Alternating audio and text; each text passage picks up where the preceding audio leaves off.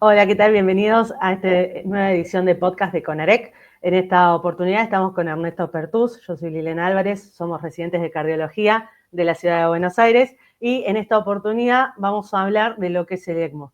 Muchas veces como residentes escuchamos hablar de ECMO y nos suena algo como muy complicado, muy alejado, así que la idea de este podcast es poder discernir y contar con lo que es las generalidades del ECMO y poder entender cómo funciona y en qué momento nosotros lo podemos indicar. Para eso vamos a contar con la participación de la doctora Brunella Bertazo. Ella es cardióloga, especialista en cardiología crítica y recuperación cardiovascular, es coordinadora de la Unidad de Cuidados Críticos del Hospital Privado Universitario de Córdoba y es ex staff de Fundación Favaloro. Muchas gracias, doctora Brunella, por participar en el Buenas podcast. tardes. Y además vamos a contar con la participación de la licenciada Gisela Ponce. Ella es especialista en ECMO e instructora certificada de ELSO, miembro del comité directivo de ELSO Latam, chair en congresos ELSO Latam y coordinadora técnica del programa de ECMO del Hospital Infantil Profesor Juan Garrahan, ¿sí? De la ciudad de Buenos Aires, acá de Argentina. Muchas gracias, Gisela, por participar también en este podcast. Buenas tardes a todos. Lem, buenas tardes, Brunella y Gisela. Muchas gracias por acompañarnos hoy. Y para comenzar, para aquellos que no están tan familiarizados con el tema del que vamos a charlar hoy, quería consultarles a ambas sobre generalidades. Primero que hablemos un poquito de qué se lee, cuáles son sus modalidades principales, las funcionalidades que tiene. Bien, bueno, el ECMO sería la ECMO en realidad, porque es la membrana. Es un dispositivo de oxigenación por membrana extracorpórea, digamos, yendo a la traducción literal. Básicamente es una asistencia mecánica que de acuerdo a la configuración que tengamos nos va a dar un soporte o una asistencia netamente respiratoria o pulmonar, para el caso del ECMO venovenoso, o una asistencia cardiopulmonar en el caso de la configuración venoarterial. Es una asistencia de las más complejas por el tipo de asistencia, digamos, cardiopulmonar es la única realmente que nos puede dar un backup, ya sea a lo pulmonar y a lo cardíaco, y por el tipo de dispositivo que es en sí mismo. Como para hablar un poquito cómo las partes, digamos, y los componentes antes de entrar en la configuración, debemos saber que tenemos a grandes rasgos unas cánulas, digamos, de drenaje, que de acuerdo a la configuración van a estar en algún lado o en otro, ahí vamos a ampliar un poco eso, cánulas de retorno de la sangre, y esa sangre drenada, digamos, del cuerpo es aspirada a través de una bomba centrífuga de flujo continuo, que la pasa a través de una membrana oxigenadora que a su vez va a estar conectada a un intercambiador de gases. El intercambiador de gases le va a dar oxígeno y se va a llevar el dióxido de carbono a través del aire comprimido. Y a su vez todo ese circuito está conectado, digamos, a un intercambiador de calor, porque obviamente al sacar la sangre del cuerpo, la sangre se enfría, entonces hay que mantenerla a una temperatura similar a la corporal para el retorno, digamos, de la sangre cuando vuelva al cuerpo. Entonces, en base a esto y teniendo un poco estos componentes en la cabeza, nosotros tenemos una configuración venoarterial, que me parece que por ahí es la que vamos a hacer más hincapié como cardiólogos, en donde podemos tener una canulación que es central o es periférica. La más frecuente, la que utilizamos habitualmente, es la canulación periférica, donde a través de una vena femoral extraemos la sangre, obviamente desoxigenada, la aspiramos, digamos, a través de la bomba centrífuga, pasa por la membrana oxigenadora y esa sangre oxigenada retorna por la otra femoral o por la femoral ipsilateral, digamos, pero por la arteria. Entonces vamos a tener una cánula que nos lleva sangre oxigenada a contracorriente a través de la arteria femoral hasta la aorta abdominal, un poquito más arriba, depende de dónde la dejemos. Esa es la configuración estándar, digamos, del ECMO venoarterial periférico. También tenemos el ECMO venoarterial central, que por ahí esto se da más en los pacientes operados de cirugía cardíaca, que ya salen con las cánulas, digamos, por ahí similar a la circulación extracorpórea, en donde tenemos una cánula de drenaje que puede estar en la aurícula derecha y la cánula de retorno que va a ir a la aorta proximal pero no va a contracorriente, digamos, porque está ahí nomás en la raíz, va a flujo para abajo, digamos. Después tenemos la configuración venovenosa, que esto es netamente para una asistencia respiratoria, en donde tenemos una cánula de drenaje que puede estar en la femoral, en la vena femoral, y retorna la sangre oxigenada a través de la vena yugular. Esta es una asistencia que netamente es oxigenadora, tiene una asistencia indirecta al ventrículo derecho, pero en líneas generales no lo asiste propiamente dicho, digamos. Para eso, estos últimos años ha surgido una nueva configuración que es la venopulmonar, que se llama, que lo que se hace es, a través de una cánula venosa femoral, se extrae la sangre, se oxigena, y de una cánula mucho más larga se mete por la yugular, atraviesa todo el corazón derecho y queda, como si fuera el Swan-Ganz, digamos, en la arteria pulmonar, liberando ahí la sangre oxigenada. Entonces, de esa manera, sí hay un bypasseo, digamos, de todo el corazón derecho y hay una asistencia circulatoria al corazón derecho propiamente dicho. Y por último, el último tipo de configuración es la venoarteriovenosa, que por ahí este tipo de configuración, ya lo vamos a hablar un poquito más adelante, pero se dan los segmentos venoarteriales que necesitamos oxigenarlos un poco más, entonces se saca una cánula arterializada y se pone en la yugular para tirarle al pulmón, digamos, sangre oxigenada, porque evidentemente la función pulmonar no es buena. Pero ya cuando hablemos un poco de complicaciones del ECMO venoarterial, vamos a ampliar un poco más en este tipo de configuración que es por ahí bastante compleja. Buenísimo. Y Gisela, te hago una consulta. ¿Nosotros podemos hacer esa canulación o sí tiene que ser un cirujano cardiovascular o un cirujano vascular que haga las canulaciones para el ECMO? Y esto depende muchísimo del equipo y del entrenamiento que considere cada centro y cómo tiene estipulado el protocolo. Hoy en día se avanzó muchísimo en las técnicas de canulación periféricas, percutáneas, guiadas por ecografía, entonces por ahí es una alternativa mucho más fácil para un intensivista que está en el lecho de la cama y podría llegar a hacer la canulación. No existe ninguna contraindicación siempre y cuando sea una persona que esté entrenada en el procedimiento, que es importante dar un marco de seguridad a todo el procedimiento, ecografía guiada, ecotransesofágico, transtorácico si lo tuviéramos, pero siempre es importante tener todo un respaldo que pueda guiar a esto. En nuestra institución hacemos niños pediátricos, en líneas generales lo hace el cirujano cardiovascular, pero con adultos en muchas oportunidades lo ha hecho el intensivistas. Los centros de adulto en ICVA usan muchísimo al intensivista como miembro o parte del equipo de canulación.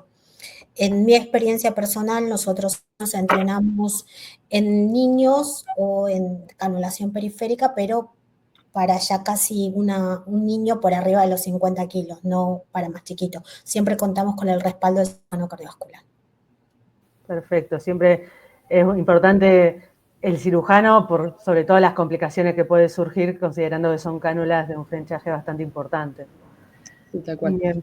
Y con respecto a las indicaciones que pueda haber en un ECMO venoarterial, o sea, ¿en qué paciente tenemos que pensar como para que requiera este ECMO venoarterial? Bueno, la indicación, digamos, para el ECMO venoarterial es básicamente el shock cardiogénico refractario al tratamiento médico estándar o que ya tiene una asistencia más simple, que en nuestro caso puede ser el balón de contrapulsación.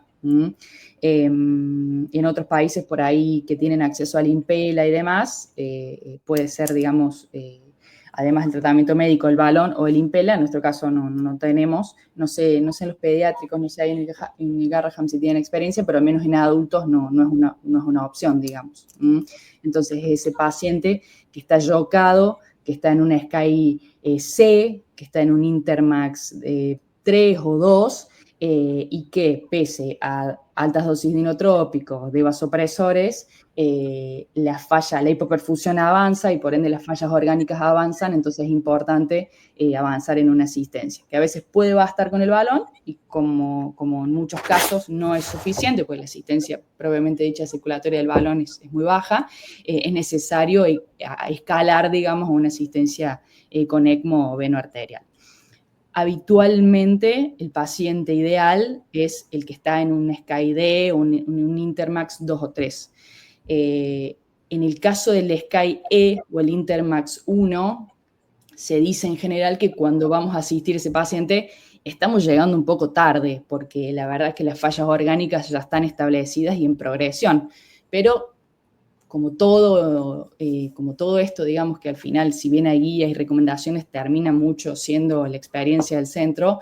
Por ahí hay pacientes y pacientes. Si yo tengo un paciente joven de 20 años con una miocarditis que en menos de 24 horas se me fue una SKIE, y yo creo que siempre vale la pena la asistencia, o en un niño, supongamos. Ahora, por ahí tengo un paciente más añoso, que ya tiene sus comorbilidades, y bueno, la voy a pensar 2 veces realmente en asistirlo, si está en un SKI tan avanzado o en un Intermax 1, que como la clasificación lo dice, está incendiado, digamos.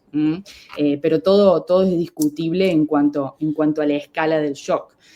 También, digamos, el paciente es una dinámica, digamos, y las horas van pasando, la progresión va aumentando y por ahí decidimos asistirlo en un SkyD y en el interín de organizar todo, que por ahí nos puede llevar en un centro muy aceitado 1 hora o media hora, en un centro menos aceitado un poco más, se me va un y no por eso lo voy a dejar de asistir, digamos.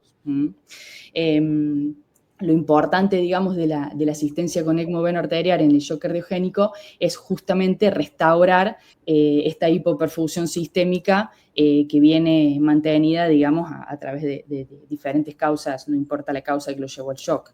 Pero básicamente el objetivo del ECMO es ese, digamos, restaurar la perfusión sistémica, salir de ese estado de hipoperfusión, salir de esa deuda de oxígeno, volver a una relación normal de consumo y delivery. Bien, y ahora que hablabas, Brunella, mencionaste varias veces la palabra asistir. Sí. Generalmente cuando se habla del ECMO se habla de esto, de que es un puente a algo. Quería consultarte, habitualmente cuando se habla de que el ECMO o los dispositivos de asistencia son puente ¿a qué se refieren? ¿Puente a qué, por ejemplo? Bueno, ahí tenemos por lo menos 4 opciones. Uno, y el más frecuente por ahí, es el puente a la recuperación. Uno asiste a un paciente en los que tiene cierta expectativa de que la función cardíaca va a mejorar. Eventualmente, si eso no sucede, están 2 opciones que puede ser o puente candidato a trasplante cardíaco o puente que no existe en nuestro país, pero a una asistencia de larga duración. Es el ejemplo que di recién. Por ahí, si tengo un paciente muy joven que yo asumo que va a recuperar, pero no recupera, tengo que tener un plan B. En nuestro país es el trasplante cardíaco. En países más desarrollados, por ahí, si no es candidato a trasplante cardíaco, porque está sensibilizado, porque tiene hipertensión pulmonar, por lo que fuere, podría ser candidato a un dispositivo de asistencia ventricular de larga duración. Y como cuarto punto está el famoso puente a la decisión, que por ahí son pacientes que no nos queda tan claro en el momento del shock si es realmente candidato a algo más o no, pero que es un paciente joven, peleable y que vale la pena, digamos, canularlo, asistirlo, hasta tanto ver cómo se resuelve. Si recupera, genial, y si vemos sobre la marcha que no recupera, empezar a evaluarlo para trasplante en el caso de que estemos acá en Argentina, digamos. Que a partir de ahí podría ser candidato o no, porque hay pacientes que se internan en nuestro hospital que todos ya los conocemos de la A a la Z, sabemos lo que tienen, lo que no tienen, y ya tenemos en la cabeza si se chocan, si son asistibles o no son asistibles, pero por ahí nos pueden caer pacientes que no tenemos tan en claro qué otras comorbilidades tienen o no están tan estudiados, entonces en esos casos son los famosos puentes de la decisión. Se lo asiste.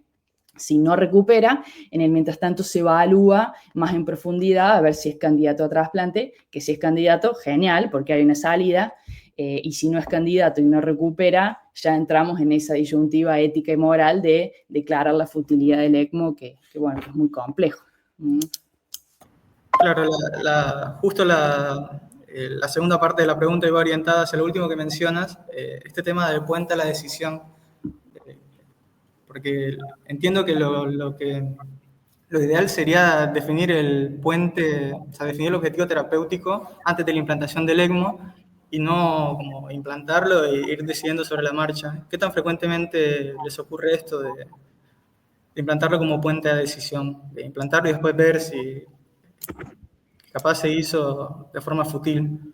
Y como te digo, por ahí no es tan frecuente y no es la situación ideal, pero ocurre porque, qué sé yo, como te digo, vos tenés un paciente con insuficiencia cardíaca que se te interna, y bueno, en un momento se te va a chocar y ese paciente ya está recontra conocido y recontra estudiado y que sabe, si se choca lo vas a asistir, hay un puente a algo que es el trasplante.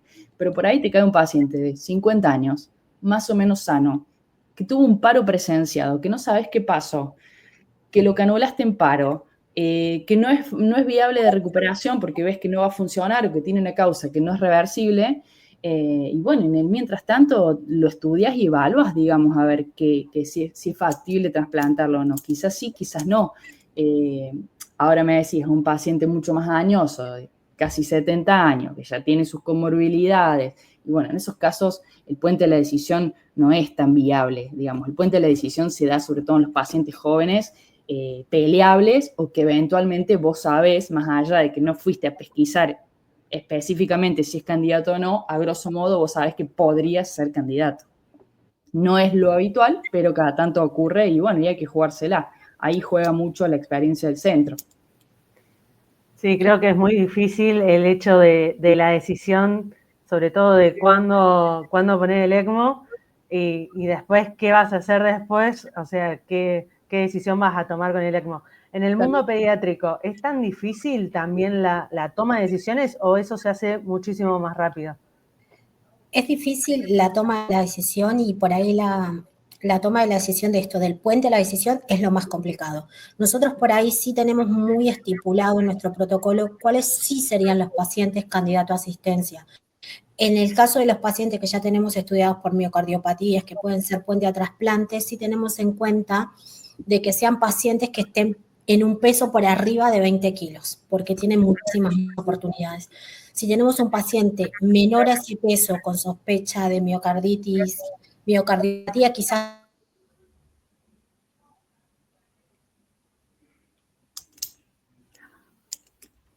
uno puede, perdón la conexión, puede resolver la patología en lo agudo y mejorar el cuadro y esperar que el niño crezca un tiempo y darle más oportunidades. En ese caso, nosotros sí tenemos muchísimos niños que pueden entrar en ese criterio. Ahora, si es un paciente de 40 kilos con muchas oportunidades de llegar a un trasplante, no dudamos, se conecta directamente. O sea, es el mejor candidato porque sabemos que algún órgano puede llegar a aparecer en menos de 10, 15 días. Nuestra experiencia esperando en ECMO y no dotar un dispositivo de larga duración fue 21 días en ECMO y recibió un trasplante.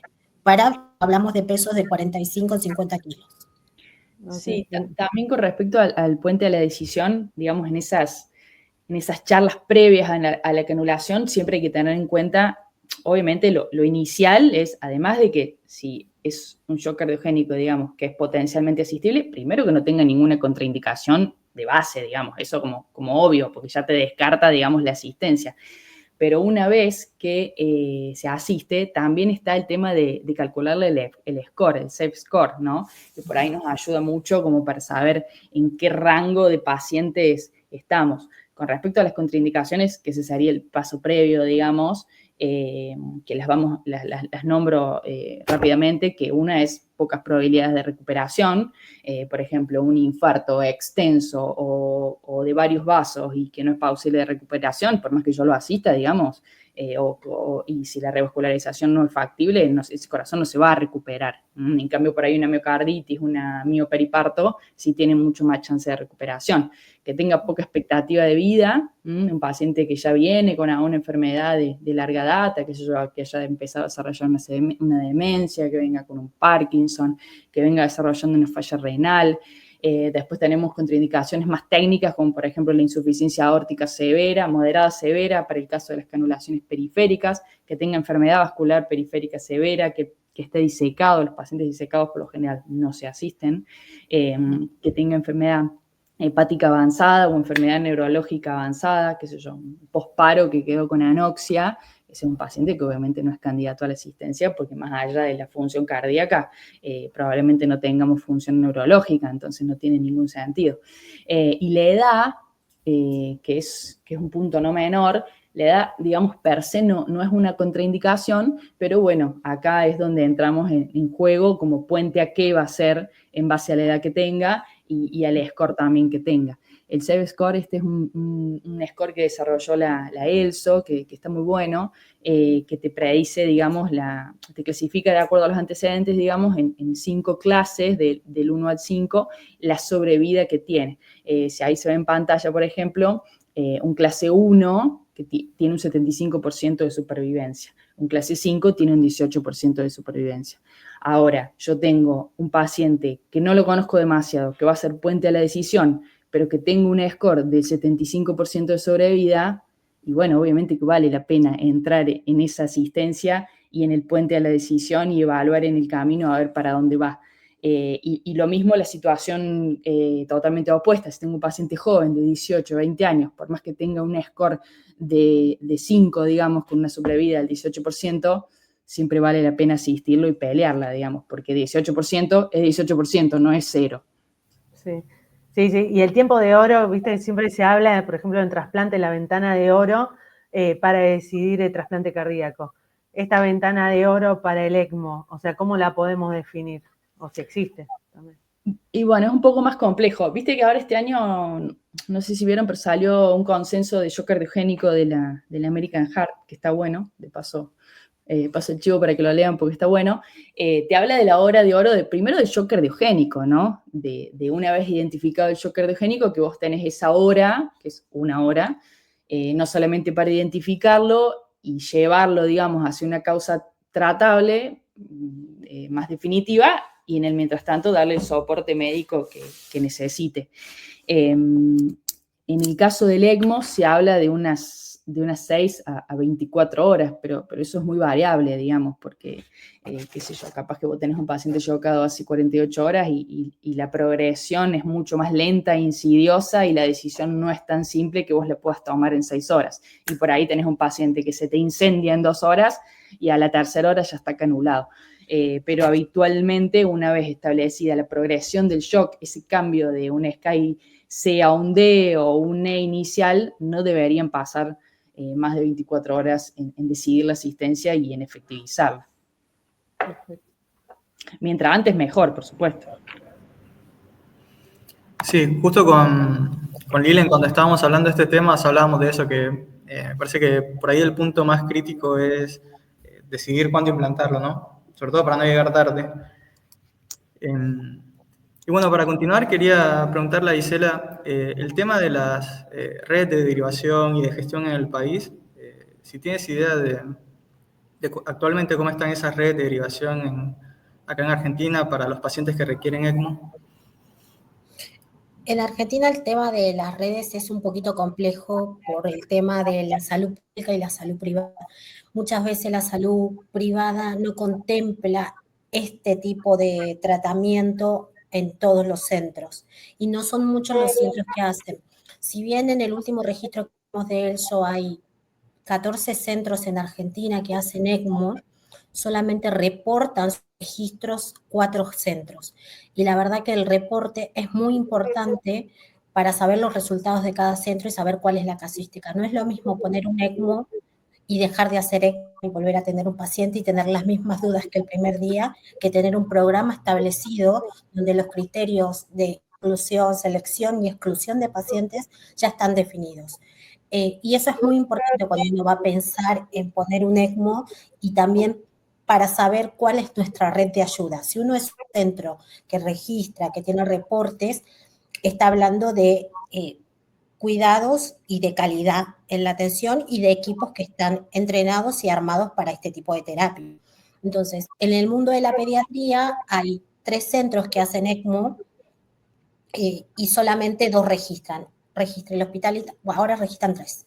Registra el Hospital Austral, Italiano y Buenos Aires. Entonces, son 3 centros que están situados en Buenos Aires. Y eso también genera un conflicto a nivel país, ya que somos regionalmente un país muy extenso y hay que mejorar las redes de comunicación. Ahora, ¿cuántos de estos centros transportan pacientes? Solamente el Hospital Italiano y el Hospital Garrahan hacen transporte pediátrico. En cuanto a la pediatría, que es lo que yo te puedo hablar en mi experiencia, nosotros tenemos una red que nos comunicamos con todos los centros locales en Gran Buenos Aires y además algunas provincias, y hacemos red de salud, en lo cual estipulamos algunos parámetros básicos de criterio de inclusión de pacientes, tanto en falla cardíaca como en falla respiratoria.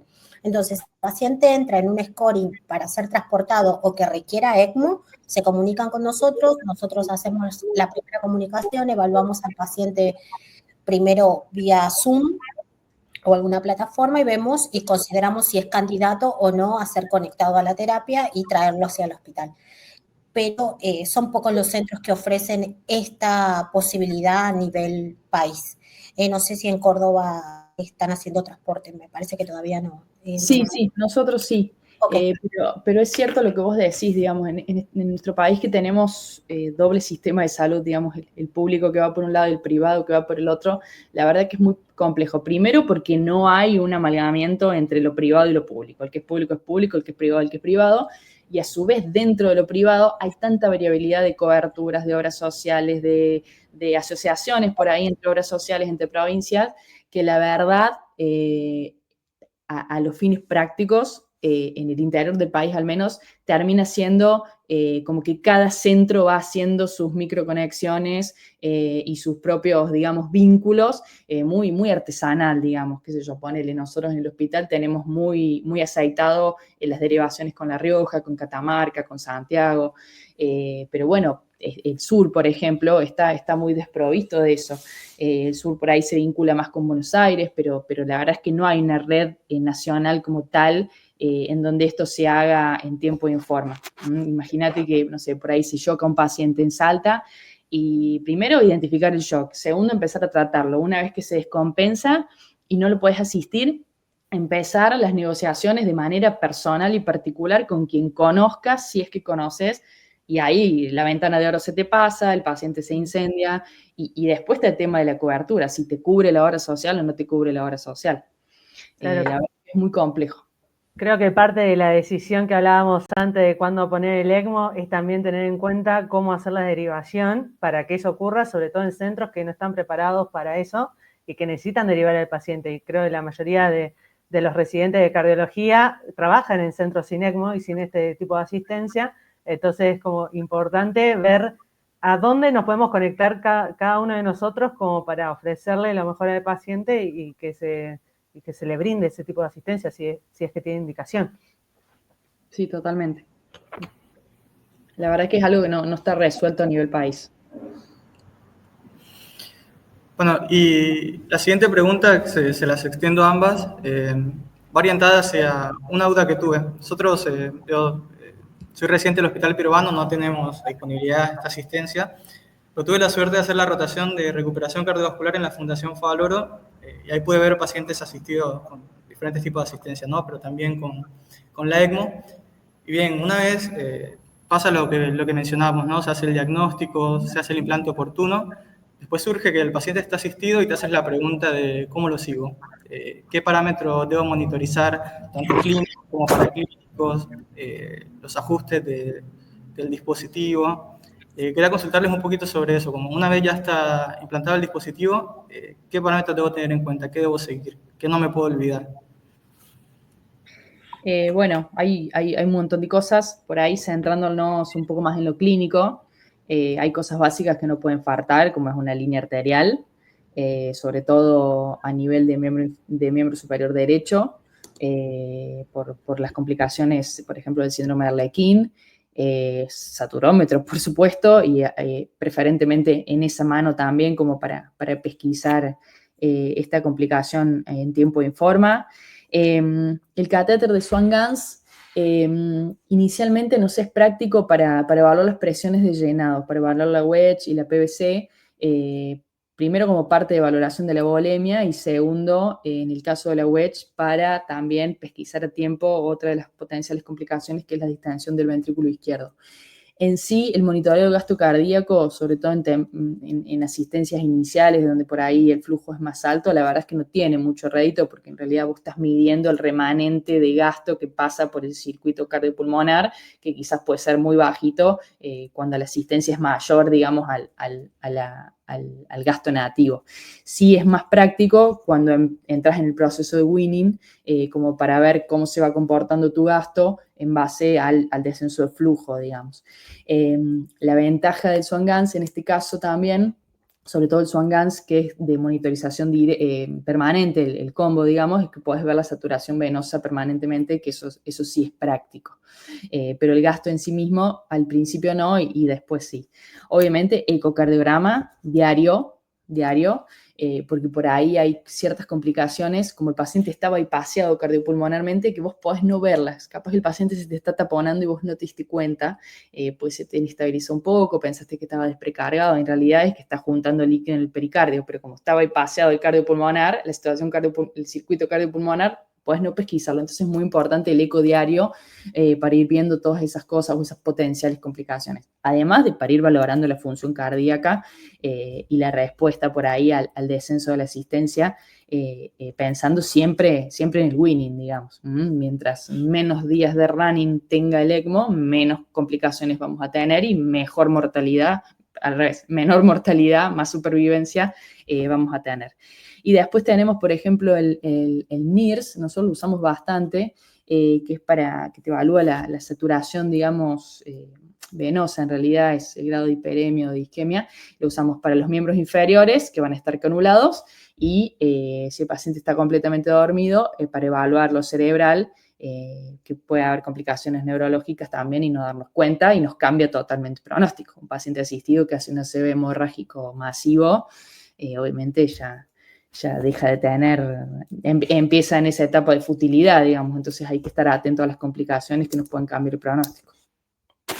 Sí, en el caso como para entender cómo es el manejo también de la fisiología, digamos, del ECMO, cómo es el manejo de la poscarga, de la precarga, en el caso de, como estuvimos hablando al principio, de poner una cánula que vaya hasta la aorta y envíe flujo directamente a nivel aórtico, hace que justamente la válvula aórtica no se abra. Entonces, ¿cómo lo vemos y qué es esto de la distensión del ventrículo izquierdo?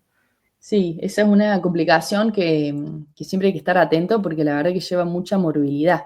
Lo que uno tiene que pensar es que tenemos una cánula a contracorriente, digamos, que me está tirando flujo en contra de la válvula aórtica. Entonces, si yo tengo una asistencia, un flujo que por sí es alto, porque lo necesita para tener una adecuada perfusión, y a su vez la contractilidad cardíaca es mala, entonces ese aumento de la poscarga hace que el gradiente ventrículo aórtico se disminuya, y eso lo vamos a ver valorando la presión de pulso. Recordemos que la presión de pulso es la diferencia entre la presión sistólica y la presión diastólica. Cuando esa presión de pulso se reduce a menos de 10 milímetros de mercurio, seguro, pero ya con menos de 20 milímetros de mercurio también lo voy a empezar a ver. Y lo que va a suceder justamente es que ya no hay gradiente de presión, entonces la válvula aórtica se empieza a abrir cada vez menos. Mientras menor presión de pulso, menos abierta va a estar la válvula. Una válvula aórtica cerrada, obviamente me distiende el ventrículo izquierdo porque hay un remanente de sangre que va a seguir llegando. La asistencia nunca es 100%. Entonces hay un remanente de sangre que va a seguir llegando al ventrículo izquierdo con válvula aórtica cerrada, distensión. Obviamente que eso empeora la recuperación del miocardio porque te cae la presión de perfusión y a su vez me genera un edema pulmonar que puede ser algo paulatino, que de a poquito va sucediendo si la válvula empieza a cerrarse y yo no lo veo, o si de golpe me cae la presión de pulso y se cierra, y puede ser algo súbito. Entonces por eso decíamos que es muy importante evaluar las presiones de llenado, la wedge, la presión de enclavamiento pulmonar con el Swan-Ganz. Entonces no solamente me va a producir edema pulmonar y agravarme la disfunción pulmonar si ya tenía, o generármela si no la tenía, y además que esa estasis sanguínea a nivel del ventrículo izquierdo me genera trombosis, que eso en algún momento la válvula se va a abrir y va a disparar, digamos, todos los coágulos o émbolos que haya juntado dentro del ventrículo. Entonces, es una complicación muy, muy, muy compleja, digamos, muy grave. ¿Y qué hacemos para prevenirlo? O sea, ¿se planifica antes que se Bueno, coloque el ECMO o cuando hay un cómo ECMO hacemos? cuando hay un ECMO veno arterial periférico, porque esto pasa en el periférico, en el central no pasa, siempre se deja una mínima dosis de inotrópico como para asegurarnos cierta contractilidad y mantener, digamos, una presión de pulso aceptable.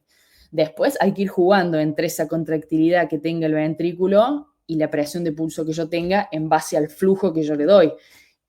Obviamente que lo que hay que tratar de mantener, digamos, es siempre la menor cantidad de flujo que a mí me asegure la perfusión sistémica.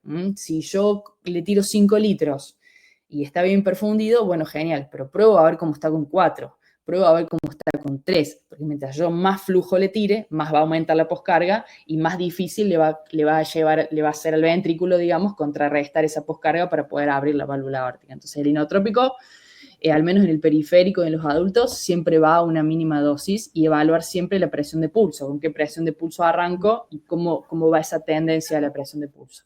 Y después tenemos maniobras más avanzadas. Lo más habitual que se utiliza o en primera instancia después del inotrópico es un balón de contrapulsación, porque sabemos que el balón cuando se desinfla nos baja la poscarga, entonces ahí de nuevo me aumenta el gradiente ventrículo arterial. Si aún así esto no funciona, ya tengo que ir a maniobras de descompresión del ventrículo izquierdo que son más complejas, como hacerle una septostomía, es decir, generarle un shunt de aurícula izquierda, que va a tener una presión alta, hacia la aurícula derecha, o ponerle un vent, ya sea en la aurícula izquierda o en el ventrículo izquierdo, lo cual le agrega una morbilidad tremenda, ¿no? Porque estamos agregando una cánula intracardíaca prácticamente, o rompiéndole el septum. Claro, sí, impresionante. Te hago una consulta, Gisela. Queríamos saber bien con respecto a, ya vemos todos que lo que son enfermeros y que están a cargo del equipo de ECMO son fundamentales, digamos, en la tarea y además son los que están todo el tiempo al lado del paciente viendo cómo va evolucionando. Con respecto a las cánulas, ¿qué podemos ver o qué complicaciones podemos tener que nos demos cuenta en lo que es la coloración de la sangre, si hay alguna complicación, los trombos? ¿Qué podemos ver en las cánulas que a nosotros nos haga pensar que el ECMO puede dejar de funcionar o tener alguna complicación a corto plazo? Nosotros habitualmente, por lo menos en nuestra institución, trabajamos con un equipo que denominamos ECMólogos. Son personas que están entrenadas para el cuidado y el manejo del circuito de ECMO. Estos pueden ser enfermeros, intensivistas, kinesiólogos, hasta nuestros cirujanos cardiovasculares. Y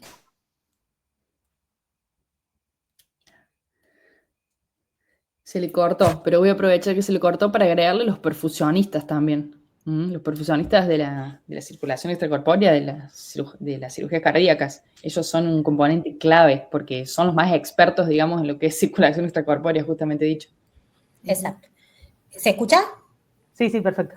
Entonces tenemos un equipo que está integrado por diferentes especialidades que nuclean y que se dedican al cuidado exclusivo del circuito. ¿Qué hacen ellos? Es hacer un chequeo diario desde el sitio de inserción de las cánulas, siempre con la misma guía de cuidados desde la cánula de inserción de la vena, que es la cánula de drenaje, miran todo el circuito, miran la coloración, siempre obligadamente el ECMO es sangre oscura y sangre clara. Eso es el ABC del ECMO. Si alguna de las sangres están iguales, hay un problema. Ya sea en BB o en BA, siempre tenemos que tener en cuenta eso. La coloración de la sangre marca muchísimo, es la primera visual que tenemos de que el ECMO funciona. Después vamos a seguir un seguimiento. Nosotros tenemos una lista de chequeos donde hacemos un seguimiento de las cánulas, vemos si hay presencia de fibrinas, trombos, conectores. Hacemos un chequeo casi cada 2 o 3 horas para ver que el circuito esté correctamente funcionando. La evaluación tiene que ser en conjunta tanto de la persona que está cuidando al ECMO como del médico que está haciendo toda la parte clínica del paciente. En líneas generales, y dependiendo cada equipo, es cómo van a manipular la forma de trabajar. Nosotros generalmente lo hacemos con enfermería 24 horas al cuidado del circuito de ECMO, y ellos hacen los chequeos, las notas, los controles, los cuidados, las conexiones, los cambios de membranas fuera.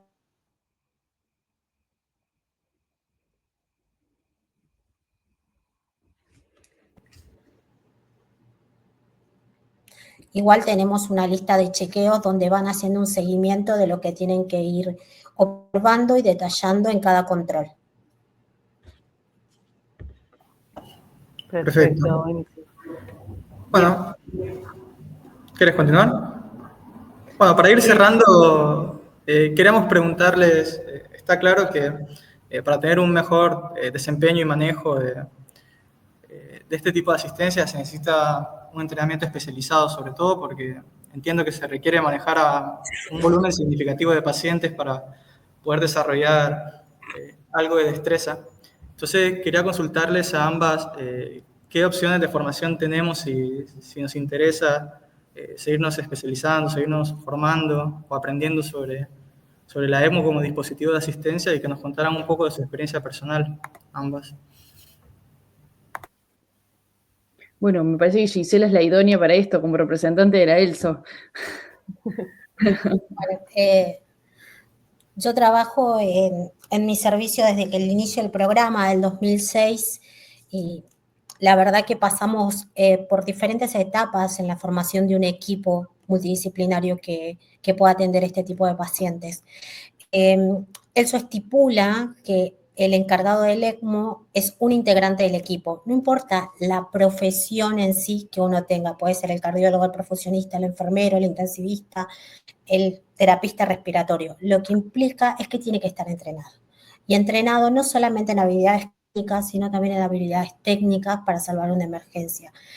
Siempre uso esta comparación de que ECMO o el equipo de trabajo de ECMO es el único equipo que no es escalafonario, sino que es lineal. Todos tenemos diferentes roles y el mismo compromiso con el paciente. ¿Cómo nos entrenamos? Primero, cada uno tiene su función básica y creo que lo que te tiene que incentivar a practicar ECMO y estos son los cursos que estén avalados y certificados. Porque hacemos ECMO todos. Nosotros, por ejemplo, en mi centro tenemos un equipo, un ECMO Team, que está formado por 20 participantes, pero no los 20 pudieron ir a certificarse con la ELSO por un tema de costo, literal. Es lo más valioso por ahí para nosotros, que somos países de Sudamérica. Es un curso muy costoso ir a hacerlo a Estados Unidos. Y en Latam hay pocos cursos a nivel de ELSO que se están dictando. Por una cuestión también curricular, porque ELSO también estipula que tiene que tener un programa específico para cumplirse en cada centro. Y también lo que se tiene en cuenta al tomar a los alumnos es que sean gente de centros que puedan ser de referencia o que quieran iniciar algún programa de ECMO. Es una libre encuesta donde uno puede ir ayudando.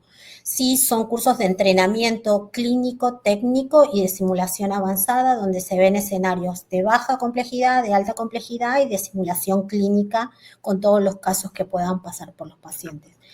En Argentina existen diferentes cursos que se están dando. El Sanatorio ICBA está dando un curso generalmente 2 veces en el año. Es un curso muy bueno que lo dicta el doctor Leonardo para adultos. Desde ELSO estamos dictando 4 cursos en el año, 2 pediátricos y 2 de adulto, que se dan a través de la SOBECMO, que es el centro de Brasil, y que se dan virtualmente y que se hace la parte presencial en Buenos Aires. Y se da una certificación. Como todo, al igual que cuando hacemos RCP, se certifica, se recertifica y tenemos que seguir entrenando. Pero la única manera de mantenerse activo y en un programa que funcione es el entrenamiento. Uno tiene que poner un paciente, conectarlo y las horas de paciente te enseñan muchísimo más que 10 escenarios de simulación. Nosotros siempre decimos eso. Uno se entrena, pone en práctica el entrenamiento al lado de la cama del paciente, con el circuito, con el paciente, y va sumando horas de entrenamiento. Todos los ECMOs pueden ser BB, BA, mixtos, pero todos te enseñan algo y cambian. Por más que me diga, es un paciente venoso, el mismo que tenía ayer, no. Todos se comportan completamente diferentes, hay que estudiar la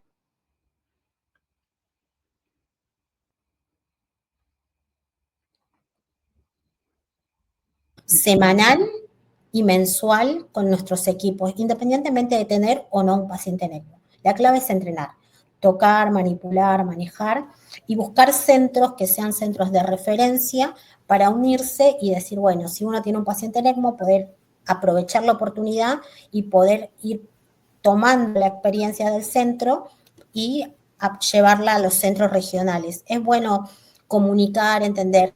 Uno de libro aprende un montón de cosas, pero uno cuando tiene al paciente, les puedo asegurar que el mundo se te nubla. Por más que uno ya haya tenido 100 pacientes visto, es difícil. Y siempre digo, lo más fácil es poner un ECMO. Lo más difícil es sostener ese ECMO el transcurso que necesite la asistencia. Ponerlo, hacemos así, decidimos, se pone el ECMO. Esto te puede tomar, en un equipo entrenado, 15 minutos. En un equipo que procesa, necesita autorizaciones, puede durar un poco más. Pero una vez que pusiste el ECMO es cuando empiezo a pensar y a decir qué es todo lo que me puede suceder y qué es lo que yo tengo que aprender de esto para que el paciente pueda salir. El único objetivo es que el paciente esté bien. Entonces, uno tiene que entrenar, tiene que educarse y lo más importante en esto es el entrenamiento. Vuelvo, es clínico y técnico, acompañado. No solamente es mirar un equipo o mirar el paciente a ver si estamos bien de monitoreo hemodinámico, sino buscar ese binomio perfecto para que esto funcione. Sí, coincido 100% de que si bien es importantísimo hacer los cursos, los entrenamientos, para que uno ya tenga, digamos, ante una eventualidad o ante un nuevo ECMO, uno ya tenga los algoritmos en la cabeza y tener bien ahí al alcance de la mano, digamos, qué hacer y qué no, por más que por ahí nos pasan cosas que uno, nada, la tiene que ir y buscar y las cosas van cambiando y es todo tan dinámico y es importantísimo formarse, digamos, técnicamente, pero es un dispositivo que la experiencia es todo. O sea, y la sobrevida está netamente ligada a la experiencia del centro. En los centros de alto volumen, los que tienen creo que más de 30 ECMOs al año, se habla de una supervivencia o una mortalidad, digamos, de alrededor del 50%, obviamente un poco más, un poquito menos. Quizás un centro que es de bajo volumen, que por ahí tiene 1 o 2 ECMOs al año, quizás los primeros años la mortalidad sea del 100%, pero no por eso hay que desalentarse, porque a medida que pasa el tiempo y uno va adquiriendo la experiencia, primero que se va poniendo más bicho primero en la selección del paciente, digamos, de no elegir pacientes que sabes que no van a salir o que no van a ser candidatos a nada, entonces lo fútil, digamos, uno se empieza a poner canchero, es decir, este paciente realmente no tiene sentido que anularlo y se habla con la familia y bueno, se avanza con lo que se tiene que avanzar o no, pero la experiencia es clave, y mientras más pacientes asistidos veamos, más nutridos de experiencia vamos a tener. Por ahí los cursos los hacemos una vez al año o como dice Giselle, 2 veces al año, lo que fuere, son costosos, no siempre todos los años podemos hacer un curso, entonces por ahí una alternativa válida es irse a rotar el tiempo que uno pueda a algún centro de alto volumen, como para que sea ver y estar ahí y escuchar la discusión y ver las complicaciones y ver los errores y los aciertos es fundamental. Pero me parece que al menos mi conclusión con respecto a la asistencia es eso, que la sobrevida está ligada a la experiencia del centro.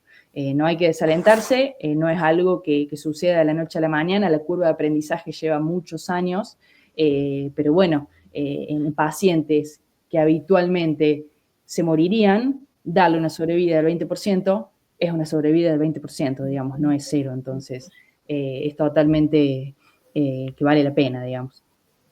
Sí, creo que de la parte de la residencia, digamos, de cardiología, en aquellos centros que nunca han tenido contacto con ECMO, yo tuve el placer de hacer el curso de ELSO también, la TAM, el año pasado, y cuesta al principio entender cómo funciona por una cuestión de que uno no está acostumbrado, pero siendo residente también lo pueden hacer y se entiende, y obviamente con la práctica uno se va nutriendo cada vez más de los pacientes, como decían ustedes. Bueno, para ir finalizando, muchas gracias por la participación, gracias por contarnos su experiencia y todo lo que nos aportaron. Creo que ha sido muy provechosa esta discusión y sobre todo que a los centros que no tengan ECMO puedan entender cómo funciona, el entender que está la posibilidad si se puede organizar y contar con una red de apoyo, y sobre todo de que si alguno de los residentes está interesado en aprender más, pueda saber con quién tiene que contactarse y a dónde tiene que ir a buscar la información. Así que muchísimas gracias por la participación. Por favor, gracias a ustedes.